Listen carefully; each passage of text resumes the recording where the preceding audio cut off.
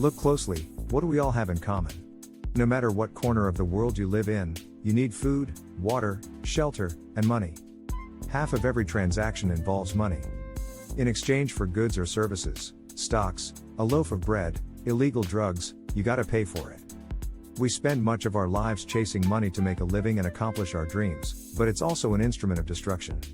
Some might say evil, driving criminals to lie, steal, and even murder. The existing banking system extracts enormous value from society, and it is parasitic in nature. Money is a catalyst for the worst and the best of human endeavor. Before civilization, we created currency, fuel for wars, the path to power, champion, and enemy of innovation. Money is so integral to our society and our global economy that its true nature remains a mystery to most. This is the story of money, perhaps the end of money as we know it. No matter how fat your bank account or how thin your wallet, to us, it's all cold hard cash. There are some who want to kill it, get rid of it, burn your dollars, your euros, your yen, and transform every penny you have into ones and zeros. Digital currency entrusted to the web and computers spread across the planet. Magic internet money, it's called cryptocurrency, Bitcoin. Invented in secret, it was a gift to the world. It's not just the currency, it's actually programmable money, a potential curse on bankers. There's nothing that the big banks or politicians can do to stop it, breaking every government's grip on money supply. What the internet did for information, Bitcoin is doing for money. Could it be the new gold? No, you have to really stretch your imagination to infer what the intrinsic value of Bitcoin is. Regulators, the Federal Reserve, the banking system, at least understand this is a thing they have to take seriously. This is going to change the economic culture. Bitcoin could be a microeconomic miracle worker and it could be a macroeconomic wrecking ball. Is Bitcoin the currency of the future, a godsend for criminals, or a recipe for financial disaster? If you trust your money just as it is, we have a little story to share. Once upon a time, there was a big party with everyone standing around the punch bowl. Drunk politicians credited the strong economy to their wise decisions. Businesses jumped into new profitable markets, ignoring risk. In fact, the experts said there was no risk. Then troubling market data from minor countries spooked the markets. Rumors spread, more bad news rattled housing prices. At the heart of the financial world, a major bank went insolvent. Investors and businesses made a run on the other banks, demanding their cash deposits. The largest financial institutions in the center of the modern world were frozen, assets were seized, banks foreclosed. A credit crunch threatened the entire world economy.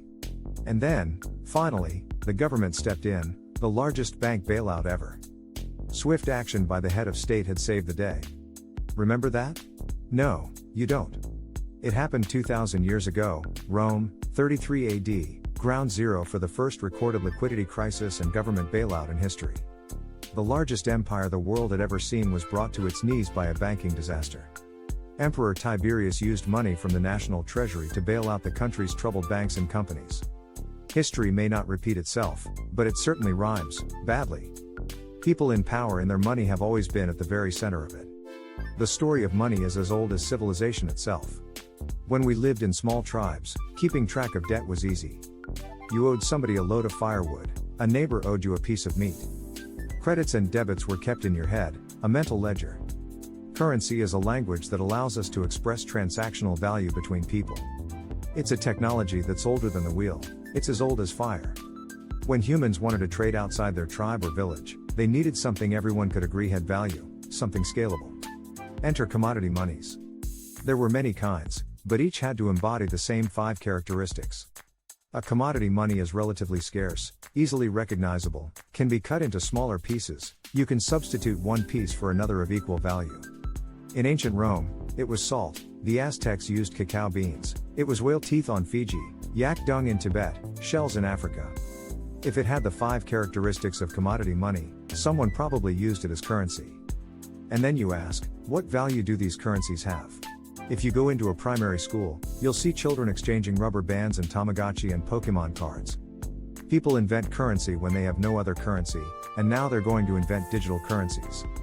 But commodities that aren't durable are a lousy store of value. A bad cacao crop or a huge new salt discovery can throw your currency and economy into turmoil. A more stable system was needed. About 2,500 years ago, the first metal coins were minted in China and in what is now Turkey. These coins shared the same 5 characteristics with commodity money but were also very durable. In some cases, coins are the only thing left of entire civilizations. Money does not originate with governments. Money arises naturally as markets begin to develop and as people with a division of labor realize medium of exchange. Coins were an objective and universal unit of account, and they allowed people to buy and sell goods over vast regions. The market economy was born. Coins worked, but only if people trusted that the king or emperor who issued them wasn't cheating on the metal content. Using coins also meant that an authority now controlled the supply of your currency. Money and political power were inextricably linked. Centralized minting, coins in a steady and predictable manner, allowed economic growth and stability. The wushu coin in China retained its value for 500 years. In Constantinople, the solidus lasted for 700 years. But in those times, the coins didn't have the milled or this sort of milled edge. They were flat, and what used to happen was as coins were passing from people to people, people would cut little bits off. In fact, some of the taxation that the kings would do would actually be to take 1/8 of the coin off. Taxes built castles. Soon, royal mints were substituting cheaper metals for silver and gold. This is called debasement, and Europe's kings made a habit of it. The currency of France was debased every 20 months for 200 years. If no one can trust the gold or silver content of your coins, how can you trade with other countries? International merchants found a solution. They recognized that one person's debt has value. It can be traded or transferred. When those IOUs came from reputable sources, they could be used as a form of money, paper money. This money was not based on hard commodities or metal but instead on someone's promise. Merchant families like the Medici in 15th century Florence acted as clearinghouses for these IOUs. It worked like this: an English trader ordered a shipment of Italian cloth from the Medici for 100 gold coins. His promise to pay the Medici was put on paper. Meanwhile, the Medici owed 100 gold coins to another trading partner for the delivery of wine from France. The parties didn't go to the expense of transporting and exchanging gold coins. Instead, the paper was transferred. Everyone agreed that the paper had value, 100 gold coins, but only because everyone trusted the Medici as solvent middlemen. They had created a paper money machine. Within a few generations, they rose from low crime to high finance.